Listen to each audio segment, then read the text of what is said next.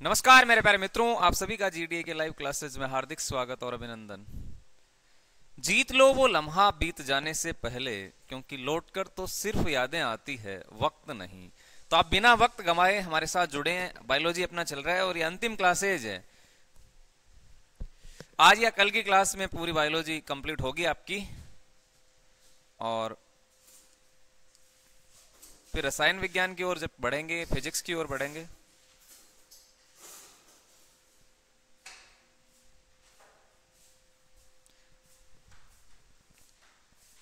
आ गए क्या?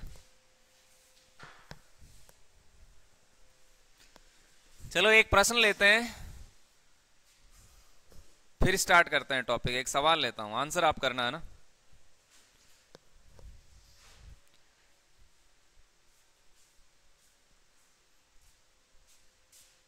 आर्थ्रोपोडा संघ के जंतु उत्सर्जन किसकी सहायता से करते हैं? उत्सर्जन किसकी सहायता से करते हैं?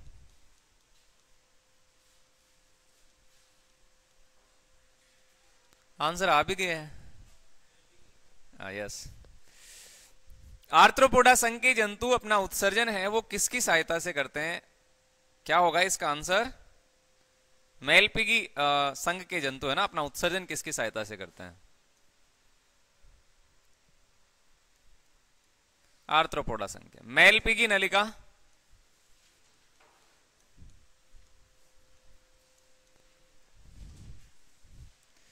नेफ्रीडिया, नेफ्रीडिया, ज्वाला कोशिका, ज्वाला कोशिका। क्या सही आंसर होगा इसका?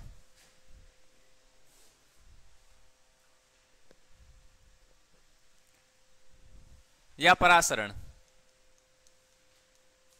लो भैया आंसर करो।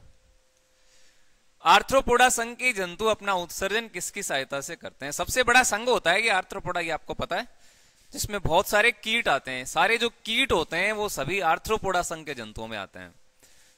तो वो अपना उत्सर्जन किसकी सहायता से करते हैं, ये आपको बताना था। चलो एक और ले लेते हैं क्वेश्चन, तब तक आ भी जाएंगे सारे। ये लो दूसरा क्वेश्चन और बताना।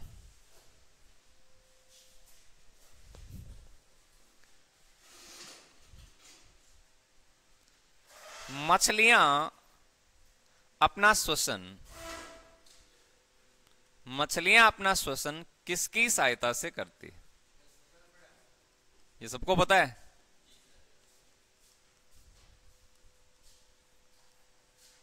मछली अपना श्वसन किसकी सहायता से करती है? बोलो भैया। गिल, क्लॉम, क्या सही आंसर होगा? गलफड़े, या फिर ऑल ऑफ दीज है ये? ऑल ऑफ दीज या ऑल ऑफ अबोव? क्या सही आंसर आएगा? ये दो प्रश्न रखे हैं मैंने, इनके आंसर करें, फिर अपना टॉपिक हम स्टार्ट कर लेंगे। बताओ भैया क्या होगा? पहला, आर्थ्रोपोडा संघ के जंतु अपना उत्सर्जन किसकी सहायता से करते हैं? आर्थ्रोपोडा होता है क्या है? ये कीटों का बहुत बड़ा संघ होता है। इसमें कीट पतंग आते हैं सारे के सारे। आर्थ्रोपोडा में कौन से जंतु आते हैं? आर्थ्रोपोडा में कीट आते हैं। तो ये भी आपको ध्यान रखना चाहिए कि आर्थ्रोपोडा संघ क्या होता है। तो ये कीटों का संघ होता है। किसका संघ है ये? कीटों का। कीटों का संघ है। पहला प्रश्न तो यही बनेगा, ये कीटों का संघ है। कीड़े मकोड़े जो होते हैं ना, कीट पतंग, वो सारे इसी श्रेणी में आते हैं, आर्थ्रोपोडा में। और ये संसार का सबसे बड़ा संघ भी है। सबसे बड़ा संघ है ये भी ध्यान रखना आप। सबसे बड़ा संघ है। सबसे बड़ा संघ कौन सा है? आर्थ्रोपोडा। जैसे आपसे सवाल किया जाता है कि मनुष्य कौन से संघ का जंतु है? मनुष्य आर्थ्रोपोडा में आएगा? आर्थ्रोपोडा में तो वो आएंगे जो कीट है। मनुष्य कीट थोड़ा ही है। मनुष्य किस संघ में आता है ये बताओ आप। गौरव बता रहा है स्तनधारी है मनुष्य। और मनुष्य है। इसके अलावा कुछ नहीं है। मनुष्य कोरडेटा संघ में आता है। किस में आता है? मनुष्य किस में आता है? कोरडेटा में। कोरडेटा में मनुष्य। अब कोरडेटा किसको बोलते हैं? कोरडेटा उसको बोला जाता है जिसमें रीढ़ की हड्डी पाई जाती है।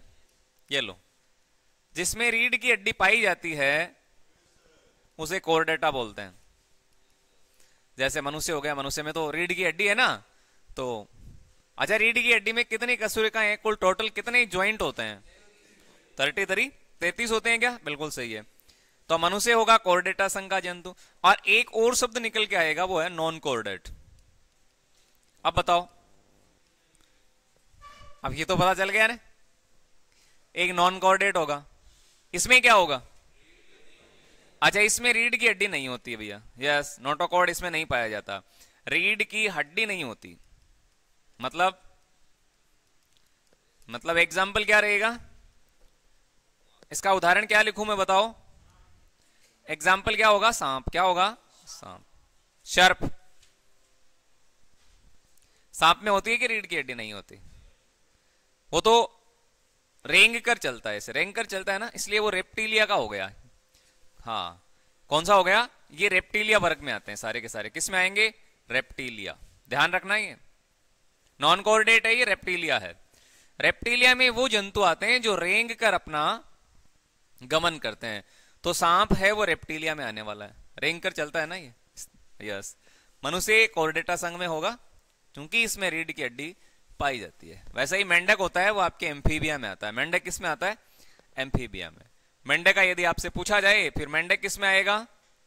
मेंढक है आपके एम्फीबिया में आएगा, एम्फीबिया। इसका अर्थ क्या हुआ? ध्यान रखना, ये बहुत इंपॉर्टेंट सवाल होते हैं। मेंढक एम्फीबिया में आ रहा है, इसका मतलब क्या हुआ? इसको उभयचर बोलेंगे। क्या बोलेंगे? उभयचर। अब इसका मतलब समझते हैं, यानी जल और थल दोनों पे।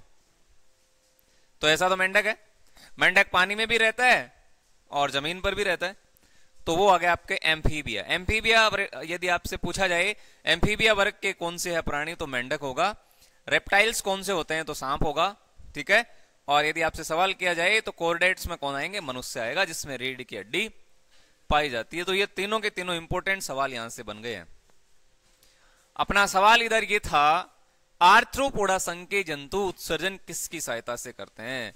तो आर्थ्रोपोडा संघ जो कि सबसे बड़ा संघ होता है, कीड़े मकोड़े इसमें पाए जाते हैं, कीटों का ये बहुत बड़ा संघ है। और ये आपके ध्यान में रखिएगा, मेलपीगी नलिका के द्वारा अपना उत्सर्जन करते हैं। किसकी सहायता से? मेलपीगी नलिका के द्वारा। मेलपीगी नलिका की सहायता से अपना उत्सर्जन करते हैं। ज्वाला कोशिका ये किसमें होती है? ये कौन से प्राणी उत्सर्जन करते हैं ज्वाला कोशिका के द्वारा? बताओगे क्या? ज्वाला कोशिकाएं किस प्रकार के प्राणियों में पाई जाती है? बताओ बताओ, इधर से कहां है वो? ज्वाला कोशिकाएं किसमें होती है? कोई भी नहीं बता रहा है। चपटे कर्मी जो होते हैं, जिनका आकार चपटा होता है, कटोरेनुमा स्ट्रक्चर पाई जाती है, ऐसे प्राणी अपना उत्सर्जन किसकी? ज्वाला कोशिका की सहायता से करते हैं। चपटे कर्मी। क्या लिखूंगा? चपटे कर्मी। चपटे कर्मी जो प्राणी है वो अपना उत्सर्जन आपके ज्वाला कोशिका की सहायता से करते हैं। इसको प्लेटीहेल्मिन्थीज भी बोला जाता है। क्या बोला जाता है? प्लेटीहेल्मिन्थीज। और परासरण की क्रिया है वो प्रोटोजोआ संघ के जंतुओं में होती है। ये किस में होती है? प्रोटोजोआ में। अब प्रोटोजोआ में कौन से आते हैं? अमीबा। क्या आता है?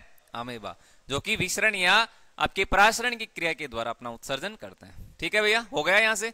आर्थ्रोपोडा संघ के जंतु अपना उत्सर्जन किसकी सहायता से करेंगे? तो मेलपीगी नलिका बिल्कुल करेक्ट आंसर होगा।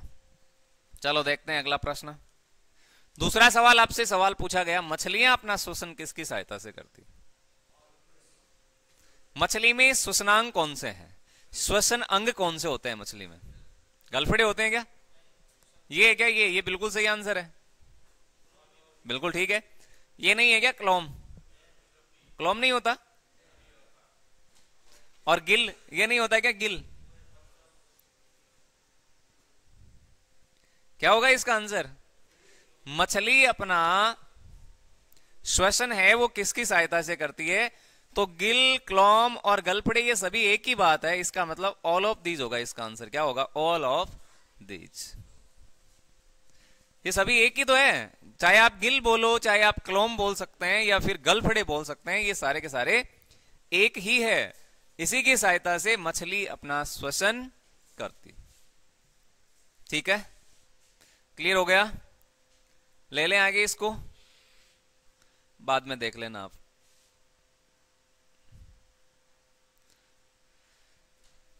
श्वसन तंत्र है ना, ये बचा हुआ पार्ट है अपना एक श्वसन तंत्र।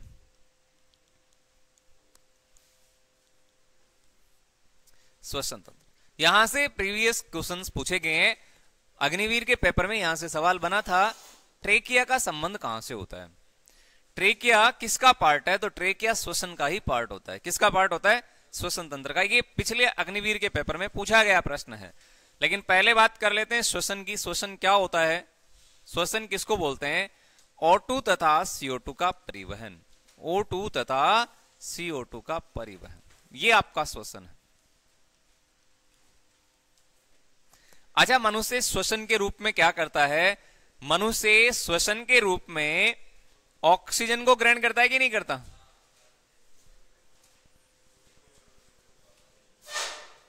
और कार्बन डाइऑक्साइड को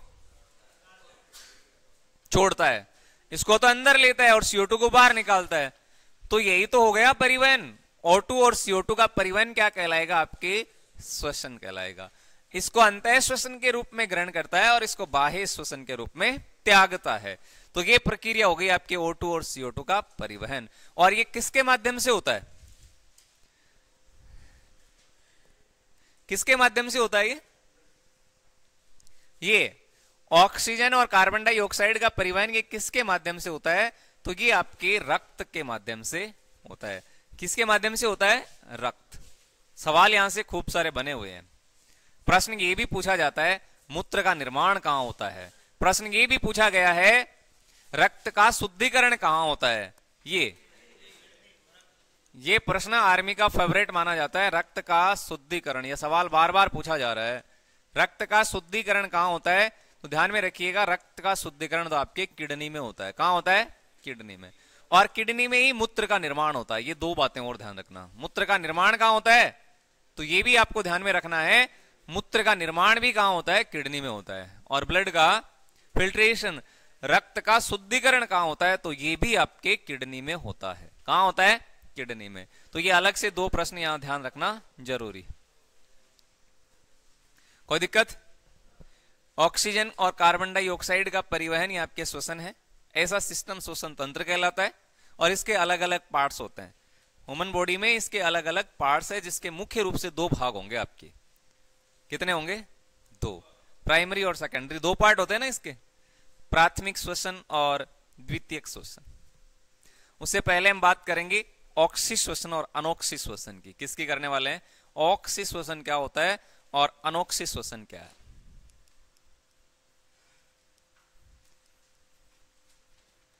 ऑक्सी श्वसन और एक होता है आपके अनोक्सी श्वसन।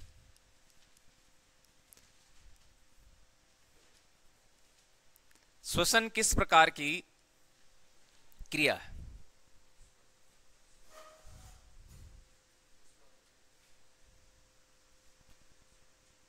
ऊष्माक्षेपी है क्या? श्वसन किस प्रकार की क्रिया है? श्वसन एक मंद दहन की प्रक्रिया है। क्या है?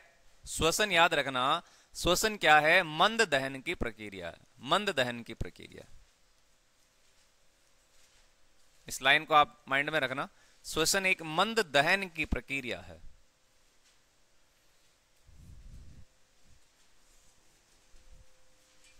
श्वसन किस प्रकार की क्रिया रहेगी? मंद दहन की प्रक्रिया है। यदि आप कोयले को जलाते हैं तो कौन सी गैस बनती है?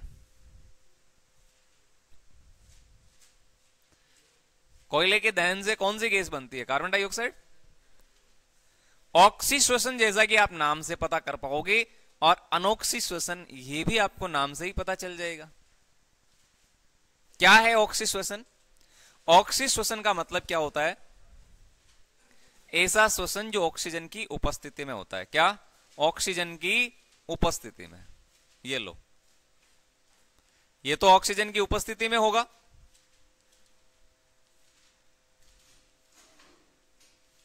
और ये कहां होता है? ये कब होगा? ऑक्सीजन की अनुपस्थिति में। इसमें ऑक्सीजन की आवश्यकता नहीं होती, ये होता है ऑक्सीजन की अनुपस्थिति में।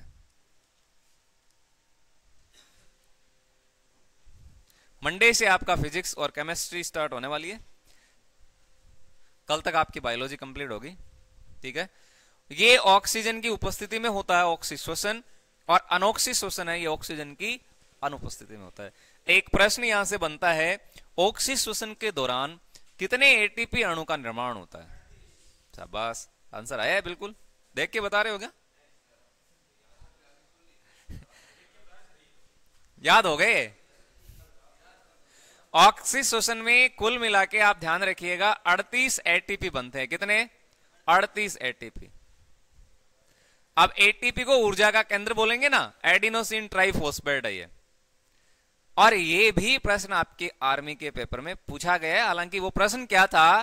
प्रश्न ये था कि ये जो प्रक्रिया है ना, ये क्रेब्स चक्र कहलाता है, ये ग्लाइकोलाइसिस कहलाता है। तो ये क्रेब्स चक्र की प्रक्रिया किस में संपन्न होती है? ये सवाल भी पूछा गया है। कहां होती है ये क्रेब्स चक्र की प्रक्रिया? तो ये तो श्वसनांग हो गया, तो माइटोकॉन्ड्रिया में होता है, ये सवाल पूछा गया है ना। और ये ग्लाइकोसिस की प्रक्रिया वो कहां होती है बताइएगा? ये कहां होती है? ये आपके कोशिका द्रव्य में होती है। कहां होती है? कोशिका द्रव्य में। इसमें तो 38 एटीपी बनते हैं। और अनोक्सी श्वसन के दौरान कितने एटीपी का निर्माण होता है? तो 2 एटीपी यहां बनते हैं, 2 एटीपी बनते हैं। ये लो, यहां 38 एटीपी बनते हैं। मनुष्य की श्वसन और नाड़ी का रेशियो क्या होता है? अनुपात कितना है? एक सामान्य स्वस्थ मनुष्य में श्वसन की दर कितनी होती है?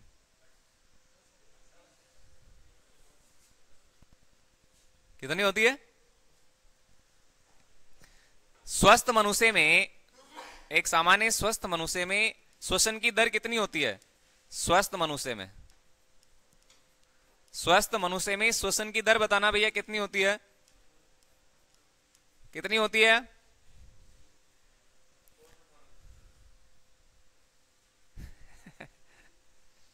सामान्य स्वस्थ मनुष्य में श्वसन की दर। और एक आपको बताना है, नाड़ी और श्वसन का जो रेशियो है वो कितना होता है? नाड़ी दर और श्वसन दर कितनी होती है? कितना होता है? पता नहीं है? ये बता दो। ये 16 से 17 बार। कितना? 16 से 17 बार होता है। और यदि श्वसन और नाड़ी दर पूछा जाए, श्वसन तथा श्वसन अनुपात नाड़ी दर यदि आपसे पूछा जाए ना, तब आपका आंसर क्या होगा? 1:4। क्या होगा? 1:4। ये ध्यान में रखना, 1:4 में होता है। बताओ, श्वसन मापी उपकरण कौन सा है?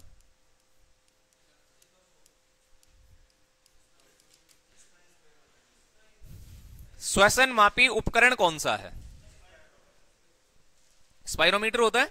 यस, बिल्कुल, नाइस। ये स्पाइरोमीटर कहलाता है, स्पाइरोमीटर। और यदि मैं यहां से आधे से को निकाल दूं तो एक पाइरोमीटर बचता है ना, पाइरोमीटर। ये बताओ क्या है?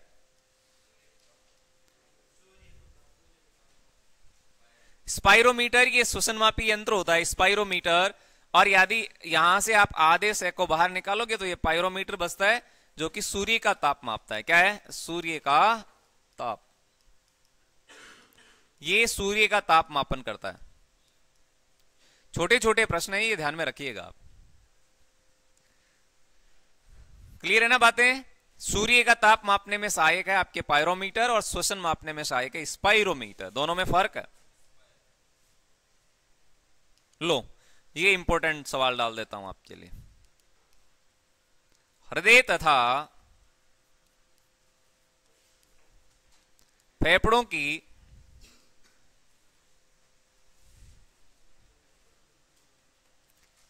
आवाज को सुनने में कौन सा यंत्र सहायक है? बोलो।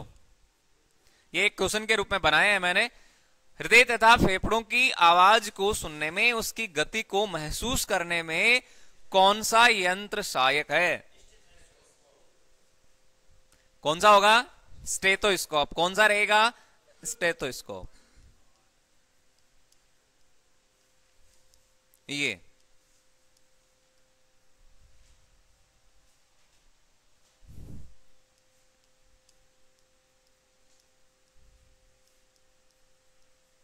स्टेथोस्कोप इसका सही आंसर होगा। ये हृदय और फेफड़ों की आवाज,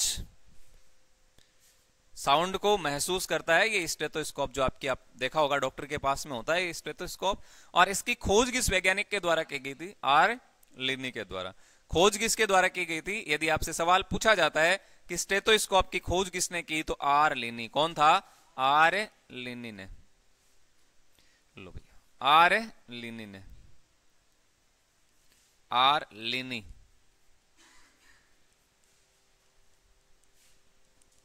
आर लिनी नाम के वैज्ञानिक ने स्टेथोस्कोप की खोज की है। फ्रांस का वैज्ञानिक है ये। इसने स्टेथोस्कोप बनाया, इसकी खोज की गई। क्लियर हुआ? कोई दिक्कत है क्या? नहीं है। मेंढक अपना श्वसन किसकी सहायता से करता है? मेंढक।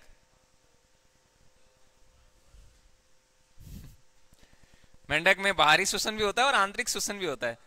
तो ये किसकी सहायता से करता है?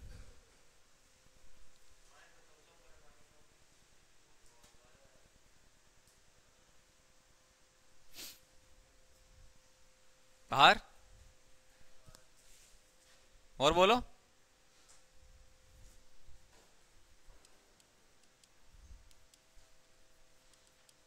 मेंढक श्वसन की क्रिया त्वचा के द्वारा करता है। किसके द्वारा? त्वचा के द्वारा करता है।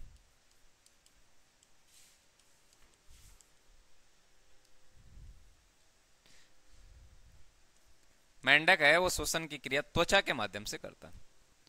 डार्मिश, क्लियर हो गई ये बातें?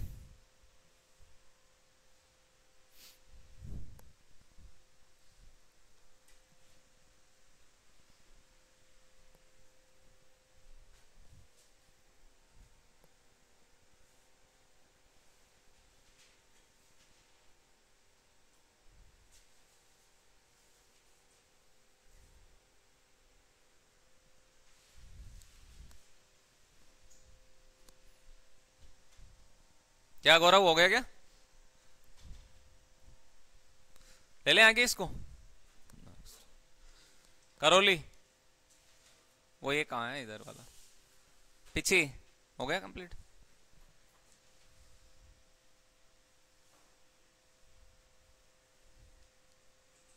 अब बात करेंगे मानव श्वसन की। मानव श्वसन की। मनुष्य के श्वसन तंत्र का सबसे महत्वपूर्ण भाग क्या होता है? फेफड़े होते हैं क्या?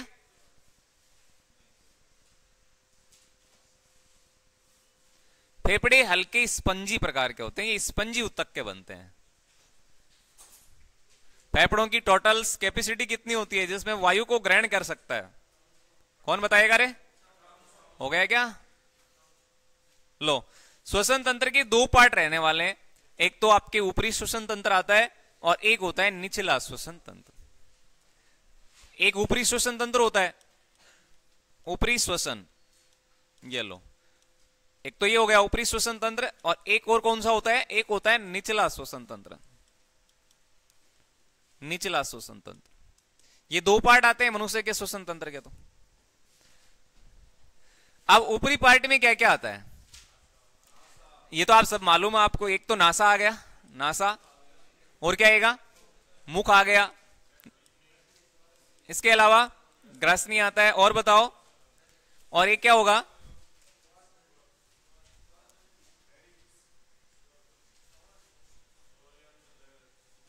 स्वर है, शाबाश।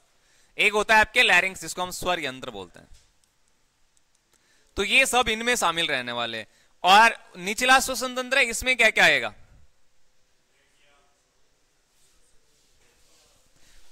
इसमें क्या आएगा? इसमें आने वाला है आपका ट्रेकिया। क्या आएगा? ट्रेकिया, जो पिछले पेपर का प्रश्न है। ट्रेकिया, ये सवाल पूछा गया था, ट्रेकिया का संबंध कहां से भैया? ट्रेकिया हो गया। और ट्रेकिया को ही हम क्या बोलते हैं? इसी को श्वास नली बोलते हैं। क्या बोलते हैं? श्वास नली। श्वास नली, इसकी लंबाई कितनी होती है?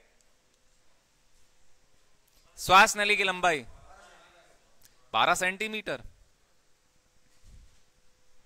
ये सवाल पूछा गया पिछले पेपर में, ट्रेकिया। आधे बच्चों को पता नहीं था ट्रेकिया का संबंध कहां से होता है। तो ये ट्रेकिया तो आपके श्वसन तंत्र का ही भाग है। और बताओ, ब्रोंकाई होता है, ब्रोंकाई। और क्या होगा? ब्रोंकियोल होगा, ब्रोंकियोल। और बताओ, और अंत में क्या आते हैं? फेफड़े। अब देखो यहां से प्रश्न क्या बनेगा। प्रश्न क्या बनेगा यहां से? आजकल पेपर के जो ट्रेंड होते हैं उनमें ये सवाल दिया जाता है आपको, आपसे सवाल किया जाता है कि इनमें से कौन सा युग्म सही नहीं है। श्वसन तंत्र में जो भाग है उनके आपसे नाम दिए जाएंगे और क्रम पूछा जाएगा कि उपयुक्त में से कौन सा क्रम आपका सही है और कौन सा सही नहीं है। वैसे ही उत्सर्जन तंत्र में आएंगे, वैसे ही आपके पाचन में पूछे जा सकते हैं। ये ध्यान में रखना है आपको। तो ये इनका राइट कर्म होगा। यानी सबसे पहले क्या आने वाला है? नासा। इसके बाद में क्या आएगा? मुख। उसके बाद में ग्रसनी। ग्रसनी के बाद में स्वरयंत्री। अब इनको ही आगे पीछे कर देंगे। जैसे आपका नासा मुख आ गया, फिर स्वरयंत्र, फिर आपको कर देंगे ग्रसनी। ठीक है, तो हो गया गड़बड़। फिर इसके ठीक नीचे ट्रेकिया होगा। ट्रेकिया के बाद में आपको ब्रोंकाई, और ब्रोंकाई के बाद में ब्रोंकियोल, और लास्ट में क्या आएंगे? फेफड़े आएंगे। और इसके ठीक नीचे आपके डायफ्राम होता है। क्या होता है? डायफ्राम। डायफ्राम होता है ना इसके नीचे, पता नहीं है क्या?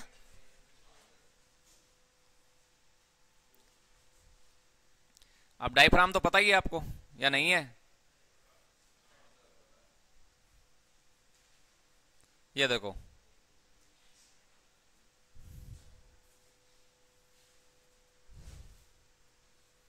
यही है फेफड़े, और फेफड़ों के ठीक नीचे क्या होता है? डायफ्राम होता है। हृदय यहां सुरक्षित होता है, यहां फेफड़ों के बीचों बीच वक्ष भाग में, और इसके ठीक नीचे आपका डायफ्राम पाया जाता है। यह संकुचन और शिथिलन का कार्य करता है। दुर्घटना जब होती है तो सबसे पहले यही भाग प्रभावित होता है, और ये यदि प्रभावित है तो संकुचन और शिथिलन की प्रक्रिया नहीं होगी, और ऐसी स्थिति में आपकी श्वसन की दर है वो आप सबसे ज्यादा प्रभावित होते हैं। जब एक्सीडेंट होता है तो सबसे पहले यहां चेक करते हैं कि नहीं करते हैं कि इसमें श्वास आ रहा है या नहीं आ रहा है कि नहीं? तो ये आपका डायफ्राम है, ये सबसे ज्यादा प्रभावित होता है दुर्घटना के समय। ठीक है, ये डायफ्राम होता है। यहाँ आपका हार्ट है वो सुरक्षित रहता है, हृदय यहाँ सुरक्षित रहता है, और बाकी ये फेफड़े ही है। और ये वाला हिस्सा क्या कहलाता है? ये वाला हिस्सा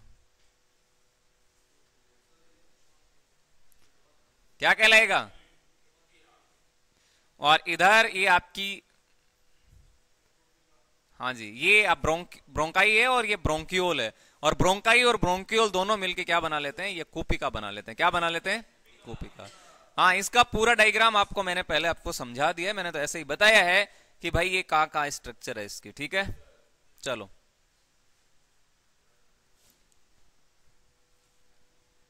देखो, नासा, आप सबको पता है नासा का क्या कार्य होता है? ये प्राइमरी पार्ट है श्वसन का, प्राथमिक श्वसन अंग इसको बोलते हैं। प्राथमिक श्वसन अंग ये नासा क्या है? ये प्राथमिक श्वसन अंग है। नोट कर लो, प्राथमिक श्वसन अंग है, प्राथमिक श्वसन अंग है। ये क्या होता है? प्राथमिक श्वसन। ये डायफ्राम है। क्या है? ये डायफ्राम। फेफड़े और बाकी ब्रोंकियो, ब्रोंकाई, ऊपर आता है एपिग्लोटिस, फेरिंक्स, लैरिंक्स, ये सब बातें आती है। प्राथमिक श्वसन अंग कौन सा है? तो आपका नासा होता है, नासा छिद्र। इसी के द्वारा मनुष्य श्वसन की क्रिया करता है, इसी के माध्यम से वायु को ग्रहण करता है। ठीक है, लेकिन मुख भी किसका कार्य करता है? श्वसन का कार्य करता है। मुख भी किसका कार्य करता है? श्वसन का कार्य। सर्दी जुकाम होने पर मनुष्य को गंध का अनुभव क्यों नहीं होता? बताओ। सर्दी जुकाम होने पर गंध का अनुभव नहीं होता, कारण बताओ, क्या कारण है? ये तो आपने देखा ही होगा, जब सर्दी जुकाम होता है तो मनुष्य को गंध का ज्ञान नहीं होता, स्पष्ट गंध है वो आपको नहीं आती। क्यों नहीं आती? कोई बताना चाहिएगा क्या? सर्दी जुकाम के समय गंध का अनुभव क्यों नहीं होता?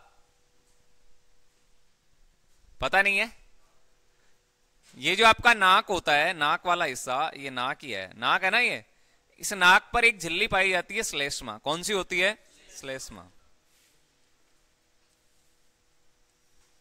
यहां नाक के ऊपर श्लेष्मा झिल्ली पाई जाती है और इस श्लेष्मा झिल्ली में सूजन आ जाती है। क्या आ जाती है? सूजन। श्लेष्मा झिल्ली में सूजन के कारण ही हमें गंध का ज्ञान नहीं होता। श्लेष्मा झिल्ली होती है ना, इसमें सूजन आ जाती है और सूजन होने के कारण मनुष्य को गंध का अनुभव नहीं होता। ये कहां पाई जाती है? नाक के ऊपर। तो ये नासा का पार्ट है और ये याद रखना कि एक प्राइमरी पार्ट होता है, प्राथमिक श्वसन अंग है। इसमें क्या पाए जाते हैं? महीन रोम पाए जाते हैं, छोटे छोटे बाल नजर आएंगे आपको नासा छिद्र में। इसका क्या कार्य होता है? ये वायु को शुद्ध करता है। जो आपके धूल के कण होते हैं उनको अंदर प्रवेश करने से पहले ये रोक लेते हैं और वायु क्या हो जाती है? शुद्ध हो जाती है। ठीक है, तो ये आपको बताने की इतनी आवश्यकता रहेगी नहीं। नेक्स्ट पार्ट देखते हैं, मुख वाला। मुख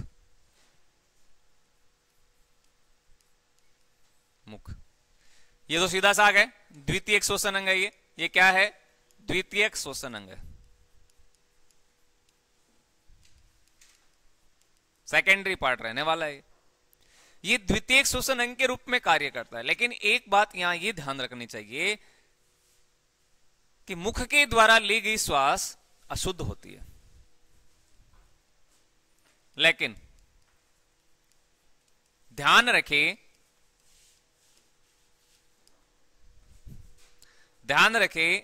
मुख के द्वारा ली गई श्वास अशुद्ध होती है। कोई विपरीत परिस्थिति में आप इसका उपयोग करें। हालांकि हां, नासिका के द्वारा ली गई श्वास ही शुद्ध होती है। द्वितीयक श्वसन अंग मुख है, इसके माध्यम से भी आप श्वसन की क्रिया करते हैं, लेकिन ये ध्यान रखें कि मुख के द्वारा ली गई श्वास अशुद्ध होती है तुलना में नाक के द्वारा। तो प्राथमिकता तो वही है, नाक के द्वारा ही श्वास लेना चाहिए। लेकिन आप दौड़ लगाते हैं ना, उस समय इसका भी प्रयोग करते हैं, है ना? हरियाणा देखा है मैंने, हरियाणा को दौड़ लगाते समय नाक को बंद कर लिया, मुंह से श्वास ले रहा है, अशुद्ध होता है ये। लो, इसमें कोई बातें हैं क्या जो याद करोगे आप? कुछ भी तो नहीं है इनमें। नेक्स्ट पार्ट कौन सा है? ग्रसनी। ये ध्यान में रखना, ये क्या है? ग्रसनी। ये अच्छा है, कॉमन पार्ट है, ये बार बार आता है एग्जाम में।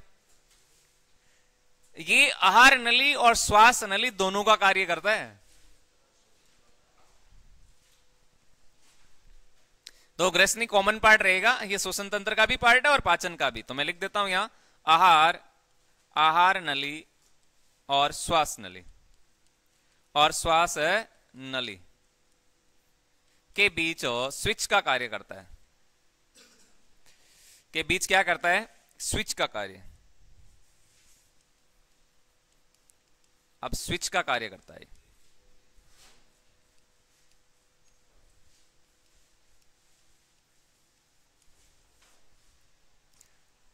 ये एक स्विच है जो आहार नली में आपको भोजन के रूप में सहायता करता है, पाचन, और श्वास नली में ये श्वसन के रूप में कार्य करता है। और इसके ऊपर एक ढक्कन जैसी स्ट्रक्चर आपको नजर आती है, जिसको हम क्या बोलते हैं? अरे, जिसको हम एपिग्लोटिस कहते हैं। क्या कहते हैं? एपिग्लोटिस इसको बोला जाता है। तो ये भी इंपॉर्टेंट होता है। एपिग्लोटिस क्या है? एपिग्लोटिस, एपिग्लोटिस क्या होता है? ये गौरव बताओ, इसका आंसर क्या है? एपिग्लोटिस क्या होता है? रोकना। यस, मैं लिख देता हूं, भोजन को श्वास नली में जाने से रोकना, श्वास नली में प्रवेश करने से रोकना। ये लो,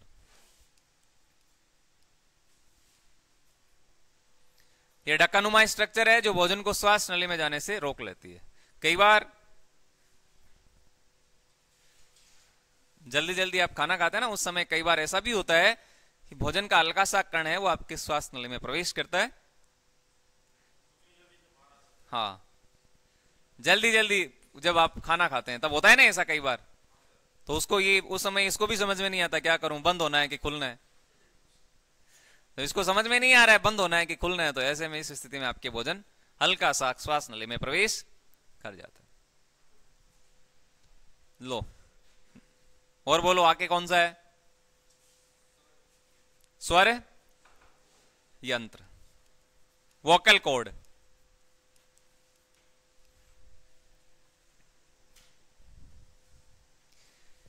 स्वर यंत्र इसको बोलते हैं, स्वर यंत्र वोकल कॉर्ड बोला जाता है।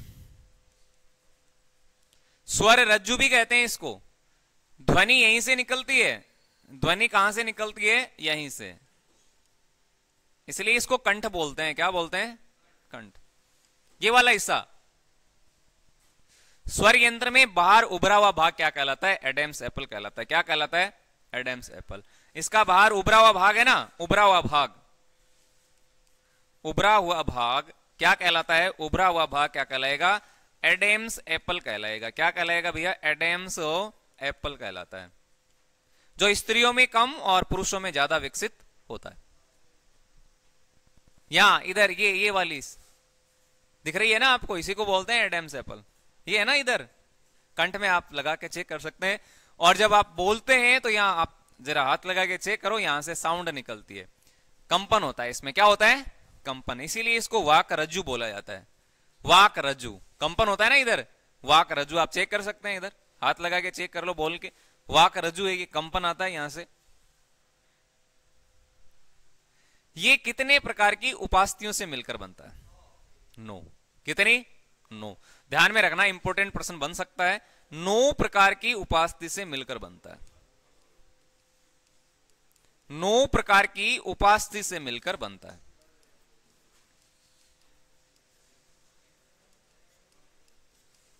ये 9 प्रकार के उपास्थि से मिलकर आपके बनता है। तो ये सारे के सारे ऊपरी श्वसन तंत्र के भाग थे, सारे के सारे। कुछ एक पार्ट निचले श्वसन तंत्र के, उनको भी देख लेते हैं भैया, शॉर्ट में ही तो देख रहे हैं। बताओ कौन सा पार्ट आएगा? श्वास नली। और ये पिछले पेपर का प्रश्न है, मैं इधर लिख देता हूं, अग्निवीर में ये पूछा गया है। क्या बोलते हैं इसको? ट्रेकिया। और एग्जाम में यही आया था। आधों को समझ में नहीं आता, आधों को ये समझ में नहीं आता ट्रेकिया क्या होता है। श्वास नली जिसकी लंबाई लगभग 5 इंच के बराबर होती है। ट्रेकिया जिसकी लंबाई कितनी होती है? जिसकी लंबाई मैं कह सकता हूं, इसकी लंबाई लगभग आपके 12 सेंटीमीटर होती है। क्या कार्य करता है ये? क्या काम करता है? श्वसन है? ये नली तो है, और क्या है? श्वास नली है, तो श्वसन का ही कार्य करेगी। ध्यान में रखना, श्वास नली में अंग्रेजी के सी आकार के छल्ले पाए जाते हैं। इधर ये श्वास नली, ये अंग्रेजी के सी आकार के छल्ले आपको नजर आ रहे हैं, जो श्वास नली को आपस में चिपकने से रोकते हैं। तो ध्यान में रखना, ट्रेकिया में क्या पाया जाता है? ये सी आकार के छल्ले हैं। आपको ये भी प्रश्न पूछ सकते हैं, सी आकार के छल्ले कहां पाए जाते हैं? सी आकार के छल्ले कहां पाए जाते हैं? तो ध्यान में रखना, इधर ही है, यहीं लिख लेना, सी आकार के छल्ले पाए जाते हैं। और ये सी आकार के छल्ले क्या करते हैं? श्वास नली को चिपकने से रोकते हैं। श्वास नली को आपस में चिपकने से रोकते हैं।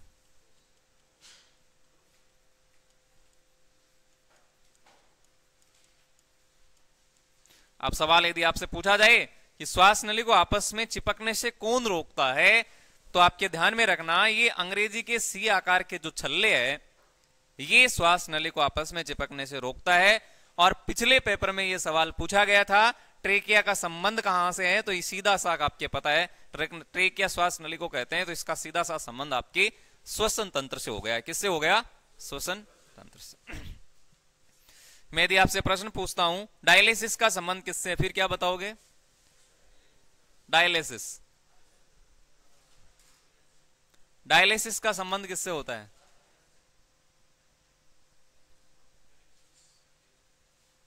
हरियाणा डायलिसिस किसको बोलते हैं? डायलिसिस किसको कहते हैं? कृत्रिम वृक्क नहीं होता है क्या? जब किडनियां खराब हो जाती है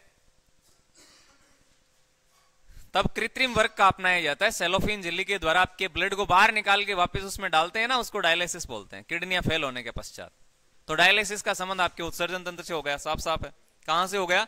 उत्सर्जन तंत्र से हो गया। बोलो कोई दिक्कत है क्या इधर? नहीं है। नेक्स्ट पार्ट कौन सा है? कौन सा रहेगा? बोलो। ब्रोंकाई और एक हो गया ब्रोंकियोल। एक तो होता है ब्रोंकाई और दूसरा क्या है? ब्रोंकियोल है। यानी एक तो है श्वसनी, इसको तो बोलते हैं श्वसनी। क्या बोलते हैं? श्वसनी। और इसको क्या बोला जाता है? श्वसनिका। फेफड़ों में आपको नजर आएगी छोटी छोटी नलियां, ये आगे जाके अलग अलग भागों में बंट जाती है, जिसको हम प्राथमिक श्वसनी, द्वितीयक श्वसनी, तृतीयक श्वसनी भी कहते हैं। आगे जाके ये अलग अलग अलग शाखाओं में बंट जाती है और अंत में एक वृक्ष की जैसी स्ट्रक्चर नजर आती है। ये दोनों मिलकर क्या, एक तो ब्रोंकाई है और एक ब्रोंकियोल है, ये दोनों आपस में मिलकर एक वृक्ष जैसी संरचना बनाती है। वृक्ष जैसी संरचना। बोलो। एक पेड़ की शाखा आपने देखी होगी ना, वृक्ष जैसी संरचना बनाती है, वृक्ष जैसी संरचना बनाती है। कौन बनाती है? कौन बनाती है? एक तो ब्रोंकाई यानी श्वसनी और दूसरा क्या है? ब्रोंकियोल श्वसनिका। ये दोनों आपस में मिलकर एक वृक्ष जैसी संरचना बनाते हैं और इसी को बोला जाता है आपकी कुपिका। क्या बोल देते हैं इसको? कुपिका कह देते हैं। तो आप मुझे ये बताना, ये प्रश्न भी बन सकता है कि कुपिका किसका भाग है, तो कुपिका आपके श्वसन तंत्र का भाग है और इसी को सामान्यतः फेफड़ों की इकाई बोला जाता है। क्या बोला जाता है? फेफड़ों की इकाई बोला जाता है। कुपिका वो भाग है जहां क्या होता है? कुपिका गैसों का आदान प्रदान होता है, गैसों का विनिमय होता है। ध्यान में रखना आप, यदि आपसे सवाल किया जाता है कि कुपिका का क्या कार्य है, तो मैं इधर लिख देता हूं गैसों का आदान प्रदान, गैसों का विनिमय होता है। यहां क्या होता है? गैसों का विनिमय। ऐसे आप आराम से याद कर पाओगे। ब्रोंकाई, ब्रोंकियोल जब ये दोनों आपस में मिलेंगे तो एक वृक्ष जैसी संरचना बनेगी और ये वृक्ष जैसी संरचना आपके कुपिका कहलाती है। और कुपिका वो भाग है जो आप क्या करती है? गैसों का विनिमय करती है, ये गैसों का आदान प्रदान करती है। ठीक है। और अंतिम पार्ट अब बच रहा है, वो है आपके फेफड़े। लास्ट पार्ट बच गया और वो है आपके फेफड़े। ये महत्वपूर्ण पार्ट है। हल्के स्पंजी,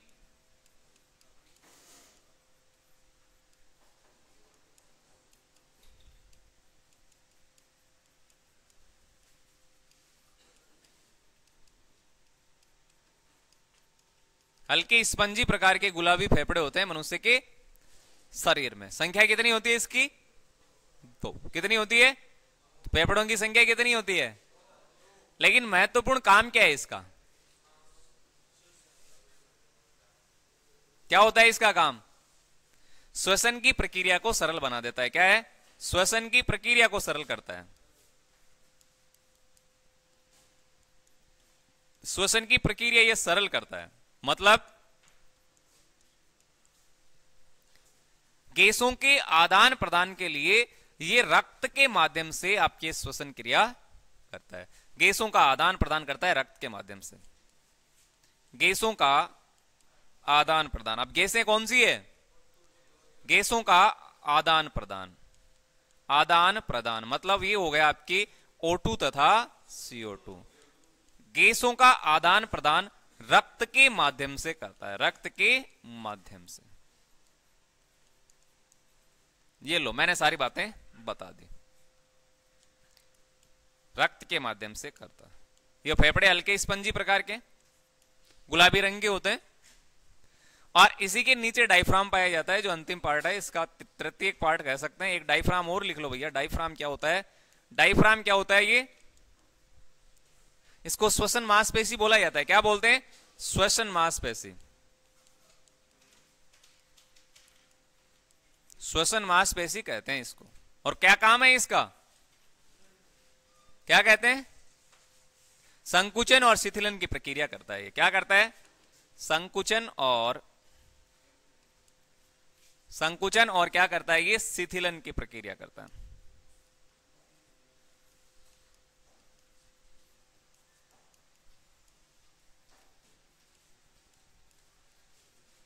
डायफ्राम का काम होता है संकुचन और शिथिलन करना।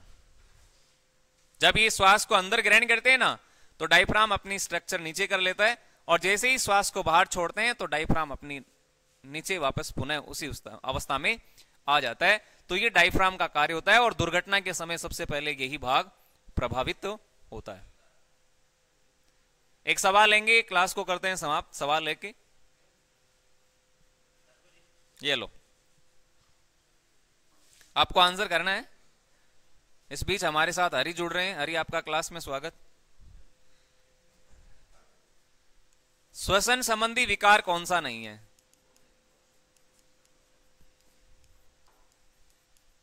श्वसन संबंधी विकार नहीं है, आंसर करके बताना भैया। हमने श्वसन तंत्र पढ़ा है। श्वसन संबंधी विकार कौन सा नहीं है? क्या न्यूमोनिया श्वसन संबंधी विकार है?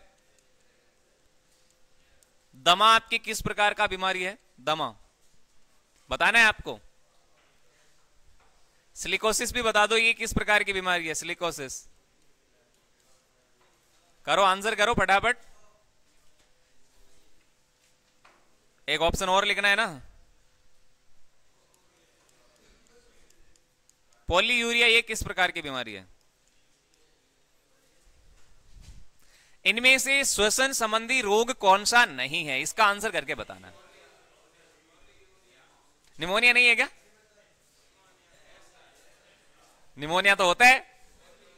जब निमोनिया होता है ना, तो फेफड़े प्रभावित भी होते हैं।